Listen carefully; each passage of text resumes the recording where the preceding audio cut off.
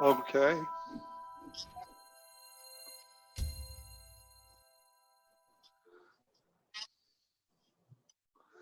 Hi there, everyone. My name's Tom Vickers. I've got the Master Blaster, Mr. Billy F. Gibbons, here with me. I've got the Eliminator Coupe behind me. He's got some guitars behind him. We just wanted to greet everyone, say hey. Hopefully this will go smoother than our last outing. We've got a number of questions, but first off, the book is totally sold out, but here it is, coming soon to your mailbox. It is one beautiful piece of work, I got to tell you. We put a lot of time, energy, and effort into it, and I think you all are going to love it. We have a number of questions, and Billy, we're going to get started with one from Bruce in Denison, Texas. He wanted to know, is Master of Sparks based on a true story? Very true.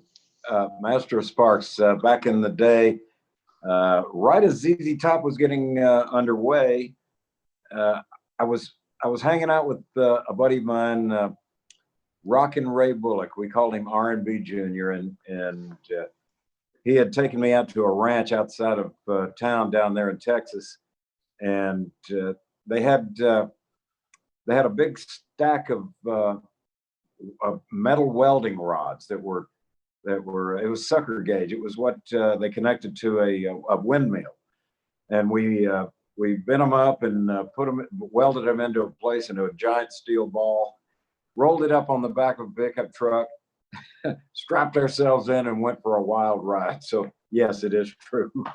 Wow. I wouldn't recommend it. No.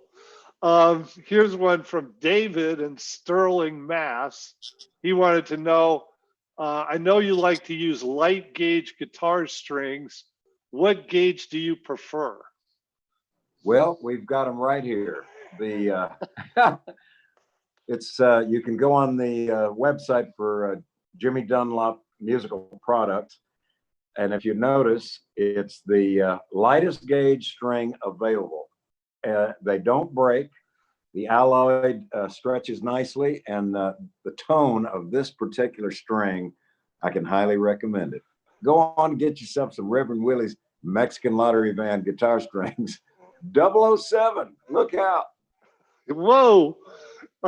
Here's another guitar question from Kevin in San Antonio. He wanted to know, where did the legend of you preferring to use pesos for guitar picks come from? It's funny you should ask that. I just happen to have. There it is. This little guy, you get one and don't let go of it. It'll treat you right. You gotta shave it down, of course. But there it is. Wow. Yeah. Let's see here. Here's another one. This is another guitar question from Chris in Auburn, Washington. I know you were a fan of this guitar player because I'll never forget you playing his music for me before anybody knew who he was. Did you ever get to jam with Stevie Ray Vaughan? Oh, yes. Yes, indeed. ZZ Top was getting started down in Texas, as was Stevie Ray, and older brother Jimmy Vaughan and I were very much inspired by the fact that Stevie Ray wanted to pick up the guitar and make some loud noise with it. And through the years, some of my most fond memories were getting up and trading licks with Mr. Cut It Up. He was something else. I miss Stevie Ray as well as everybody else, I'm sure. But yeah, it was quite a bonus to be able to play alongside with him. Now, we all know about Pearly Gates as sort of the iconic Billy F. Gibbons guitar. Other than Pearly, what's your favorite guitar? Is there another guitar you just love playing? This thing on my right, this is the Gibson, it's the reissue of the Les Paul that appeared in late 1960 into 61. And this one, of course, has that weird vibrola, the sideways tremolo. They call it the sideways tremolo, but it's still a fantastic guitar. I've outfitted with the Whisker Bucker pickups from Cream Tea pickups from England. And Cream Tea pickups has devised a machine that can evaluate every little nuance of a certain pickup. So we evaluated what Pearly had. They produced a set which we now have mounted in this later model. But Pearly, of course, remains number one. On the road, in the studio, I've been experimenting with this thing. So yeah, the Whisker Bucker pickup from Cream Tea Pickups. It's a good one. Okay. Do you plan to make a new Gibson signature model? Anthony from Strasbourg, France wants to know. Is there a new Gibson signature model in the works at all? It's coming as a, I guess if you call it the bad little sister of this thing.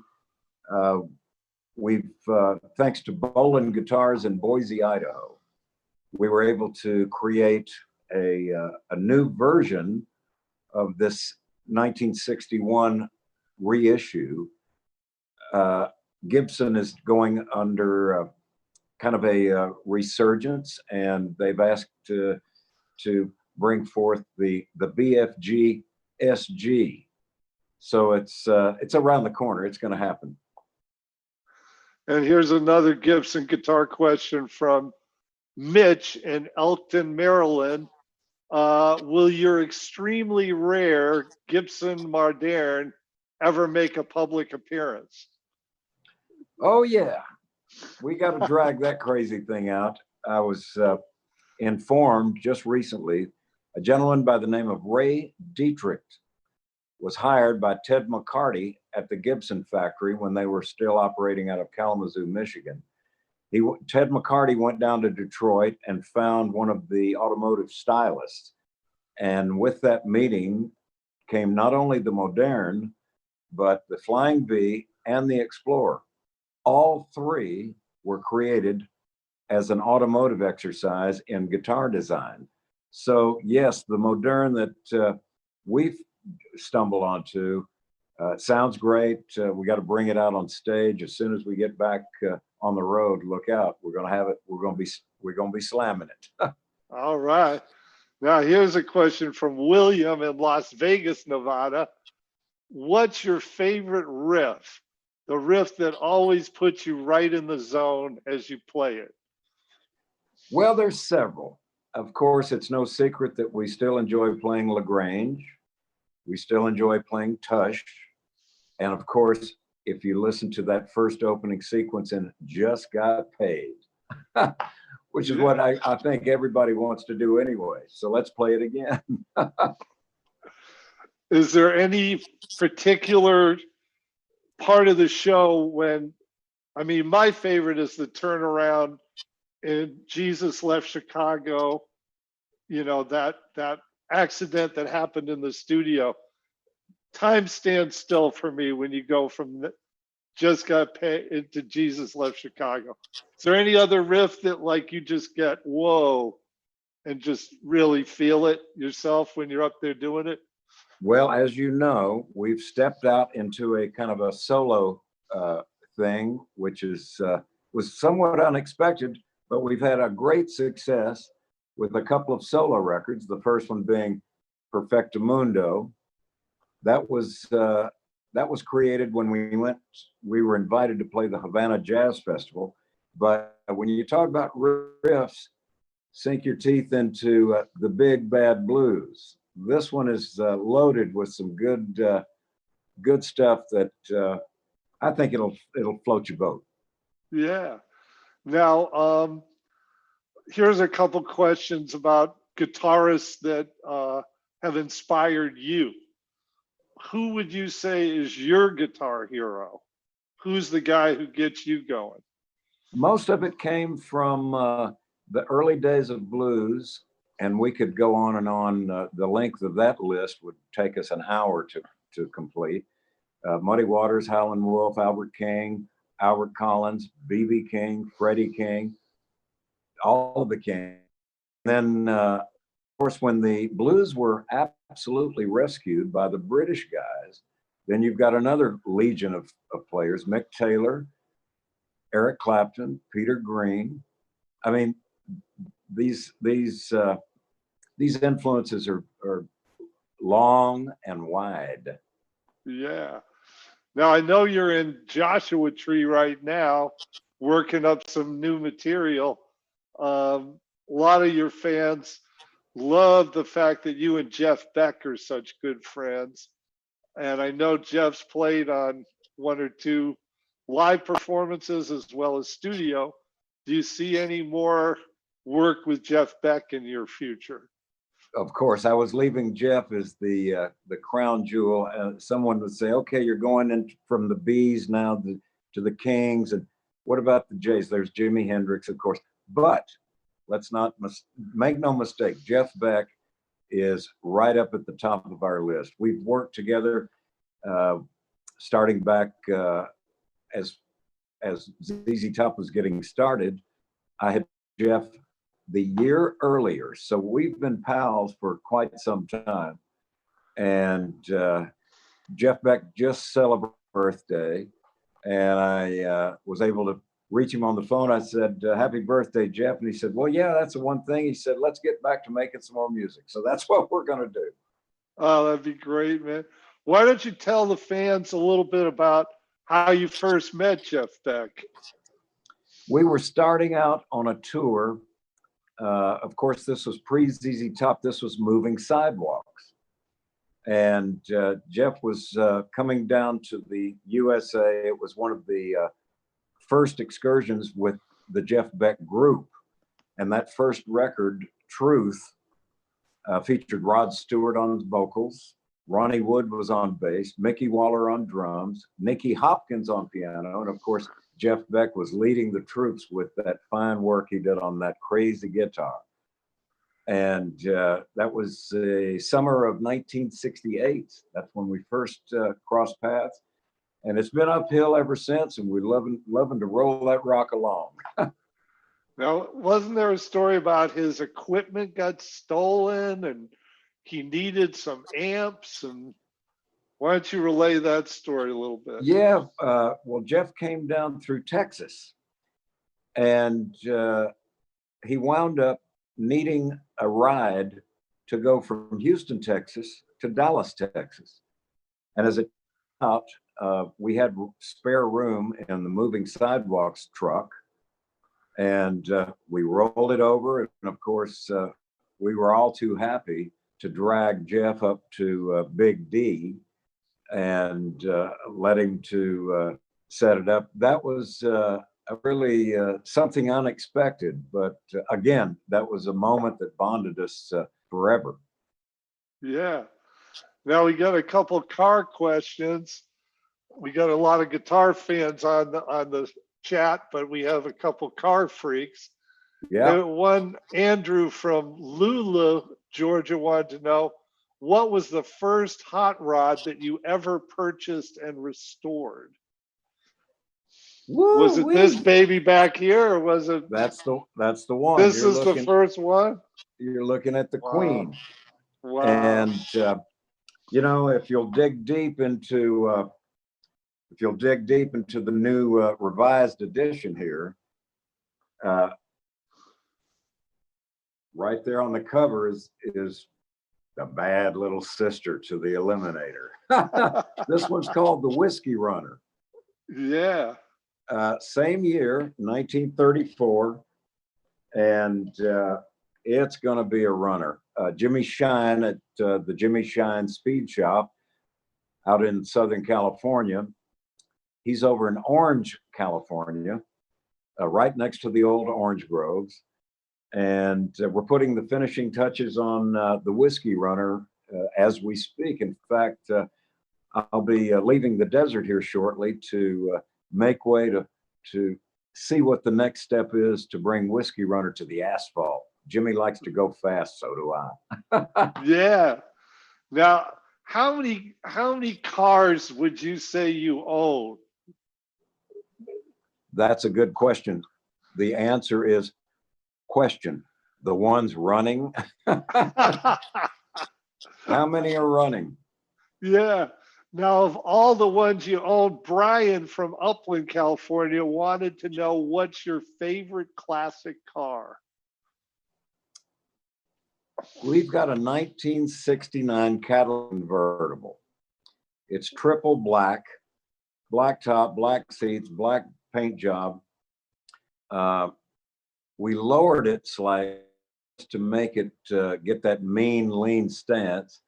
But, you know, the classics range from present day all the way as far back as when they first started making a car. I would say that for some reason, that crazy Cadillac still is it's kind of a favorite. I think it's because we get to drive it day to day. Yeah, yeah. Now, here's a question from one of our female fans, Candace from Lexington, Kentucky. It's sort of a two-parter. What's the most memorable concert you've ever seen? Ever seen? Not you playing, but someone else, some other band or artist or whatever. I would venture to say back when the Moving Sidewalks got hired to join the Jimi Hendrix Experience. The first night out, I think we were back in Phoenix, Arizona. And rather than stay backstage in the dressing room, I went out to see what is with this guy. And sure enough, there was Jimi Hendrix doing things with a Fender Stratocaster that, you know, the designers had no clue that this could be done with a guitar. Yeah, I would say that seeing Jimi Hendrix for the first time was a big one. yeah.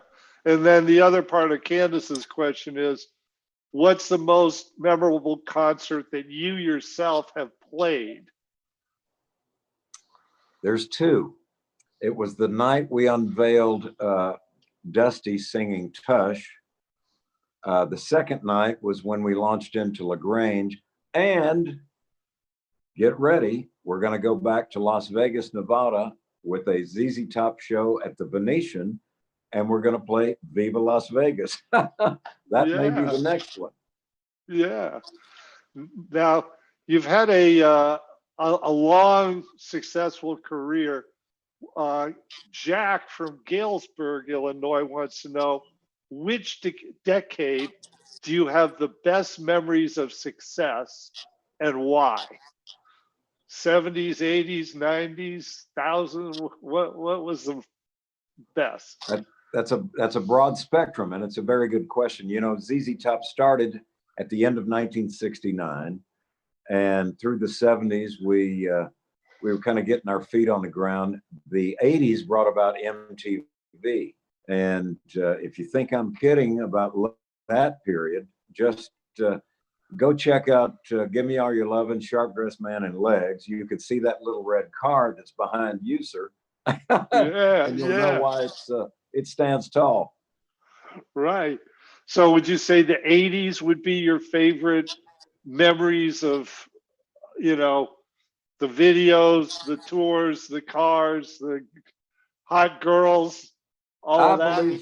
I believe that's fair enough. I speak for both Dusty and Frank Beard, by the way, the man with no beard. And I believe that those MTV moments were startling. We weren't expecting it. It just kind of came out of nowhere. And to this day, we're still all friends. We speak to the girls that were in the video. We speak to the director, Tim Newman. We're still speaking to the guys that built that fine little red hot rod car. In fact, yeah. I'm looking for the keys right now. I want to take it and hit the asphalt. Now, you and I have gone on many taco runs around Los Angeles, Southern California. But David from Weatherford, Texas wants to know, where's the best place to get tacos in Texas? Where's your favorite taco stand in Texas? You can go from North Texas all the way down to the Rio Grande River, the south point of the Texas-Mexican border, and each city stop will have a great taco. Don't get me wrong, there's tacos all over the planet now, but I like the notion that we can stay in Texas. We're pretty familiar with those stomping grounds. Let's make the rounds and we'll go get the next one. All right. Now I sent you a picture of this because I didn't even know it existed. But David in Colorado Springs wants to know, how does it feel to have a knuckle bones figure of yourself proudly displayed in people's homes? Have you seen that little figure, you with the furry guitar? Yeah, you know, I walked in and there was one sitting on the kitchen counter, and I said, "Gee whiz!" And they said, "What's up?" And I said, "I'm looking at me, looking back at me," which is pretty funny. Yeah. And of course, getting back to the book, if you look inside the pages, you'll see that the famous, I guess you'd call it the BFG totem pole. Right. That was a surprise for my buddy Rick Maverick, and you know, he's a mischievous sort of fellow. He's never one to be without something up his sleeve. But yeah, you can tune into the book, and you'll see the famous totem pole. Yeah. Now here's a couple of questions. As a matter of fact, there it is right there. Yeah. Yeah. there you got it. Proudly displayed. I've seen that live, up close and personal. Oh Now yeah. here's a question from Jonathan in Ontario, California. He wanted to know, what's your best memory of being in Back to the Future 3? Oh, mercy. Bob Zemeckis, who was the director of that famous picture, he had called his assistant Bob Gale to request that ZZ Top write the theme song for Back to the Future 3. That song appeared famously on the ZZ Top record Afterburner. It was called Double Back, which was rather interesting in itself. Back to the Future 3, well, double is 2, but now we're going into 3. So we accepted the invitation. We created the track, we sent it out, and Mr. Zemeckis insisted that ZZ Top come out to the set. So we were at the time we were in Los Angeles, and we flew up to Sonora out in the desert where they were filming. We arrived during the lunch break, and therefore there was scant few folks around to greet us. So we were knocking around the set, and we finally walked in, and we saw an old Western town, and Bob Zemeckis, between bites of his taco, he said, "Hey, who are those guys in the corral?" And Bob Gale said, "Well," he said, "Bob, that's ZZ Top. If you remember, you hired them to write the theme song." He said, "Well, are those beards real?" And he said, "I think so." And he goes, "Good, we can save some on makeup. Get them into the picture." So the next thing you know, we became the town band. That's so great. Here's another question for you. What's the most important thing about learning how to play the guitar? Era from Henderson, Nevada wanted to know. Yeah, right around my stomping grounds, around Las Vegas there. I believe the probably one of the most sincere recommendations came from none other than B.B. King, when B.B. said, don't worry about the books. Don't worry about the teacher. Learn to play what you want to hear. And in so doing, that is kind of liberation in itself. Yes, you can yes, you can listen to the teacher. Yes, you can read the books, as long as it's leading you into what you want to hear. I think that's the phrase, learn to play what you want to hear. Now, this is a follow-up from me on that. The most distinctive aspect of your guitar playing is your tone. And I've seen you pick up the cheapest guitar on earth, some, Sears, whatever, Silvertone, and you can get the same tone out of the cheapest nothing guitar as you can out of Pearly or one of your customs or whatever. How do you get that tone? What is it about that tone that you get? That's a very salient point. It's all in the hands. Take care of the hands. It starts here. And, you can get a fuzz tone, you can get a signal booster, you can get the greatest amp in the world, but it's got to come back from the heart and soul and then let it come out through the hands. That's it.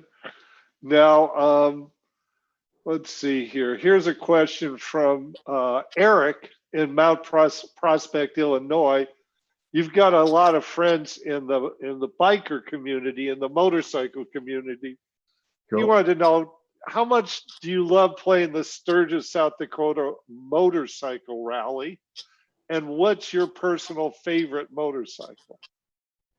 Well, let's see. Let's start with the favorite. The one that's running, number one. We've got several. We of course, we've been leaning toward the Harley Davidson from forever, and we'll probably stay with Harley Davidson forever.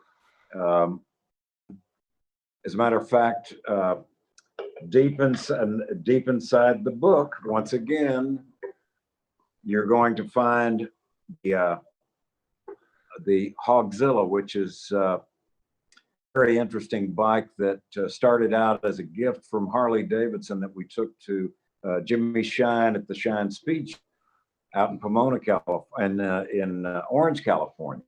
And we wound up when CadZZilla, which was the accompanying bike for CadZZilla, we wound up in Sturgis leading the parade, which endeared us to the whole Sturgis experience. I believe we're kind of waiting. We're sitting on waiting to see. I believe that the Sturgis event will continue to take place this year because it's outdoors, and I think it'll be a grand experience. But yes, to answer the question, we dig playing Sturgis. It is great. Yeah. Now here's a question from Gerard in New Orleans. Apparently he's been to a lot of the shows, and during the end of the show, you light up a small cigar, and Gerard wanted to know, what kind of small cigars do you smoke? Well, we do the Clint Eastwood cheroot. You can find them. Make sure that you don't pay too much. Make sure that they're not too large, and make sure that they're kind of gnarly. That's the way to go. Yeah. Now, we all love the song Heaven, Hell, or Houston. Ron in Missouri City, Texas, wanted to know what your best Houston moment is. Your best memory from Houston. I've got many, but I think it stands fair to say that when Frank Beard, Dusty Hill, and myself joined forces right there in that town, Houston, Texas, that launched ZZ Top, and I think we'd be remiss if we didn't hold that high. Yeah. Well, I've been to Houston with you, and I got to tell you, fans out there, being in Houston with Billy is like being in Vatican City with the Pope. Doors open, fans come pouring out.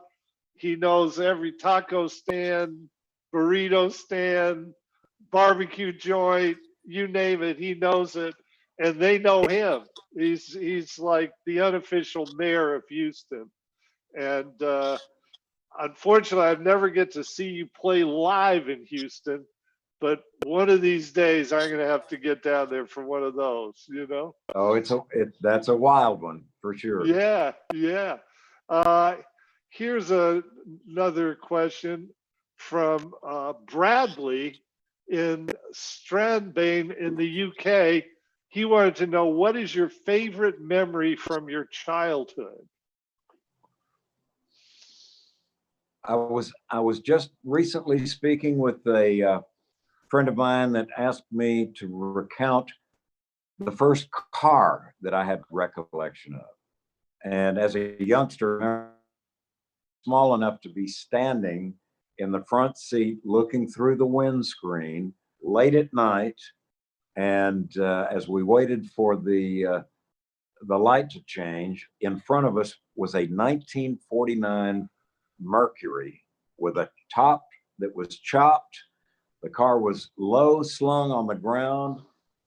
It was absolutely a moment to behold. That's probably what got me going on this quest for crazy guitars, crazy cars, and crazy song, and crazy hot sauce. There it is, the would be remiss whisker bomb. if I didn't show you the whisker bomb. I can certify and guarantee you'll be happy if you get a bottle of that whisker bomb. This one is available online. You go to whiskerbomb.com, and this will certainly tantalize you. It'll get your attention. Yeah. We've got two expressions, of course. This will start. This will get the attention, but then you've got the have mercy. Look out for have mercy. That is some killer sauce, I got to tell you. Now, getting back to your favorite memory from your childhood, you and I have shared many stories of seeing blues artists and R&B artists. Why don't you tell us a little bit about Big Stella and Little Stella, and how you get to go to some of the clubs in Houston when you were a wee lad? 'Tis true. Stella Matthews and her daughter Little Stella, and her daughter Dorothy, Minnie, and Johnny. It was a house full. And through the week, my dad, being the entertainer, would let us stay the night, 3 nights at our own, 3 nights at Stella's house, and then we toss a coin and see where we did the 7th night. But during those stays with Big Stella and Little Stella, we got to trip down West Gray Avenue down there in 4th Ward of Houston and tiptoed to the El Macombo. It was a nightclub on the corner of West Gray and Taft. Long gone, of course, but in those days you saw the likes of Howlin' Wolf, Muddy Waters, Jimmy Reed. I mean, it was night to night. Every single evening was another Wow. expression of blues, rhythm and blues. It was a great experience. Yep. Man. Now, when you saw those guys play, did that get something going in you? Like, I know your dad got you a set of drums, but you're seeing guitar players a lot of the time. Did those early musical outings get you thinking maybe guitar's the way to go? I'm pretty sure. I think that as well, to be really pointed, very, very question, for the fans that are watching, I must recount the story when you invited me to participate on the celebration of B.B. King turning 80 years old. Yeah. And there was a project called the Celebration of 80, and there were several notable guests. And as you and I were driving to the studio, I said, by the way, is there a particular song that they have in mind? And you said, oh, yes, I wanted to let you know there's a song called I'm Tired of Your Jive. Have you ever heard it? And I said, as a matter of fact, when I was 7 years old, my dad had taken me down to ACA Recording Studios, again off of West Gray. That was Bill Holford's joint. And my dad walked me in and he's put me in a chair and he said, I want you to sit here. If you need me, I'll be in the office. But there's a band that's going to come in here and make a record. I think you'll enjoy seeing it. Who should show up? B.B. King and his orchestra. Wow, wow. Good memories. Unbelievable. That's incredible. And as Now- you and I sat there in the studio, 55 years later, Yeah. BB said, well, are you ready? He said, you think you know it? I said, yeah, BB. I said, I was there when you recorded it. He goes, no. He said, I recorded that back in the 50s. I said, yeah, I was in the studio. He said, you that little boy that was sitting over in the corner? I said, yeah. Oh my God. Oh my God. Now we got another question about Jimi Hendrix. Bill from Sherman Oaks wanted to know a little bit about that Strat that Hendrix gave you. Did you ever record with it, and do you still have it? We've still got it. There's a track on the ZZ Top record, Rio Grande Mud, Apologies to Pearly, which I played on the Jimi Hendrix Stratocaster, and it was raging back in those days, and it still is. We've still got it. That's great. Now, Bob from Coquitlam, British Columbia, wanted to know, who is your guitar hero? Who is the guy that you go nuts for? Gee whiz, there's so many. Jimmy Vaughn, of course. I've got my Austin clan. Jimmy Vaughn, Mike Flanagan. Now, you know Mike Flanagan as a keyboard player. He's the master behind the B3, but he's a great guitar player. He's a little shy, he might not tell you that, but you could pick up his record, The Drifter by Mike Flanagan, and you'll hear him play both B3 and guitar. Of course, Van Wilkes down there in Austin, Eric Johnson. Let's not leave out the late, great Rocky Erickson from the 13th Floor Elevators. So fine. Yeah, yeah. And then, my most recent investigation brought me face to face with something that I couldn't even look at, and that was Mr. Austin Hanks joining me with the BFGs. He plays on this record once again, and he joined me on the touring trail. He plays left-handed, upside down and backwards, just like Jimi Hendrix, just like Albert King.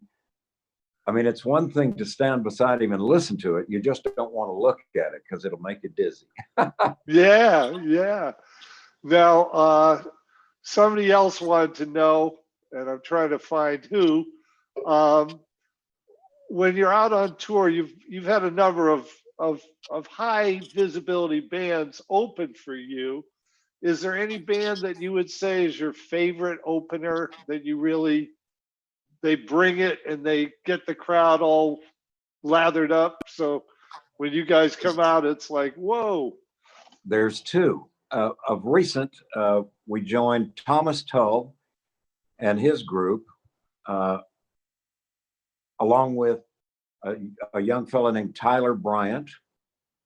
Now, here's interesting. There were two girls that were fronting a really great blues band, Larkin and Poe. What makes that combination interesting? Tyler Bryant joined the ZZ Top tour along with Larkin and Poe and wound up proposing and is now getting married to one of the Larkin and Poe girls. And there's a guy from St. Louis, Missouri named Marquis Knox, Knox, Marquis Knox. He is a ferocious blues man, and I recommend that you go check him out. So that's Tyler Bryant. Larkin and Poe, and Marquis Knox. Okay. Now here's a question for you from Aaron in West Valley City, Utah. And I've, a lot of musicians I've worked with and myself making records. Here's a question. Is there a song that during the writing recording process you thought was going to be a hit? You thought, damn, this is a killer. But for whatever reason, it wasn't a hit. It never was a single. It just didn't get traction. Is there anyone that's like, oh man? Well, yes. As I speak to you from here in the desert in California, I'm getting phone calls from both Frank and Dusty back in the studio in Texas. And we've got a song that we started writing when the band first joined forces back in 1969. And here it is 5 decades later. We're still hoping that maybe we can finish this one song. It's been on our recording list. It's been on our playlist. It's been on a, can we finish this song? I'm not sure if we're ever going to do it, but we're going to give it a shot. Now, in this COVID reality that we're in, which is driving everybody a little crazy, any idea when and if you might be able to get back out in front of a live audience? We've talked about drive-in movie theaters. We talked about pay-per-view. Any ideas in terms of that? Well, I think it'd be fair to say that, as you point out, I believe everybody is over the novelty. It's become into the monotony category. I guess the answer is sooner the better. Sooner than later. Right. I know everybody is probably like everybody else. It said, okay, we've seen it, we've done it, let's get back to business. Yeah. And that is sort of a two-parter. I know you're in the desert working on some new material, and I know Frank and Dusty are also in a studio and you're trading licks and trading ideas. When do you see a new ZZ Top record coming forth? Could be sooner than later. We've been cooking up some really interesting ideas back and forth. I would think that luck on our side, maybe by the end of this year. I mean, we are so ready to get back after. All we want to do is make loud noise. Yeah. Now here's one from Eric in Bohemia, New York. Your beard and the beard that Dusty has, and even Frank had for a minute, sort of became your trademark. When was the last time you shaved? Last time you shaved? Can you even remember?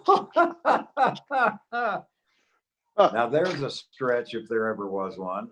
All I remember is all of us got lazy. Yeah.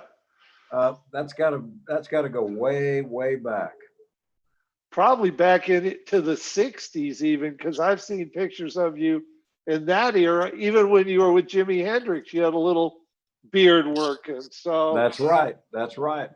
Yeah. That's a tough one. That is a tough one. Yeah. Well, I've sort of run out of questions here from the fans. I'm going to just ask one or two of my own, just because you and I have known each other so long. One thing I've noticed, and to you fans out there, I've been around a lot of famous musicians in my life.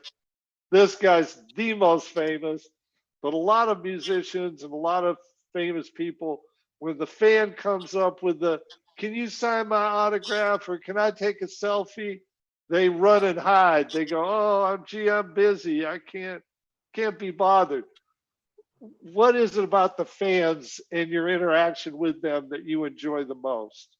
Well, I really do, and I really do enjoy exchanging just kind of a brief, a courteous hi, hello, and then it with any luck, it will it will lead to exchanging some stories. And that's what life is all about. We go through a day-to-day routine, and along the way, we just want to make sure that we collect a lot of good stories. Yeah. But you're always, how would I say it, so welcoming to your fans, and you enjoy the presence that they give you in terms of the give and take. But what also blows my mind is your memory. You remember, oh yeah, that was in Cleveland, and you were came to the game with. How do you remember all these people? Oh, it's just it's a real bonus to come face to face with our fans. Without our friends, fans, and followers, we'd have to start over again. The one that really gets me the most is, and probably we can wrap this up handily, because as I'm looking at that nice backdrop of you in front of the little Oh. the little red Eliminator coupe. I did have a fan say, "Hey man, when can I go for a ride with you in that fine red hot rod?" Now, as we close today, I will be going and looking for the keys, and I'm going to go find all the fans that want to go for a ride with us. Let's hit the asphalt and burn some rubber. That would be great. That would be a thrill for a lot of them. I know This that. has really been a great exchange today. I hope that everybody that's tuned in enjoyed our exchanges. Once again, this is what's making it happen. And I guess another couple of weeks we'll see delivery, and everybody can peel through the pages, and we'll tell some more stories. Yeah. Well, Billy, I want to thank you for your time here today. I know this has been a lot of fun for me, hopefully for you, and hopefully for all the fans that tuned in. So we're going to sign off now, gang. But that was really a great one. You take care of me, amigo, and we will talk soon. Thank you so much. All right. Bye-bye. I'll see you in the desert. All right, man. Take care. Bye-bye. All right. All right. Okay. I thought that one went really smooth because, Billy's internet was working. I had the car backdrop. Yeah. It added some flavor to it. So that was all good. Very, very good.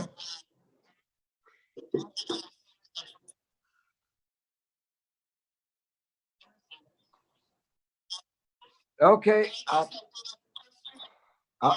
I'll talk to you guys around the corner. Thank you again.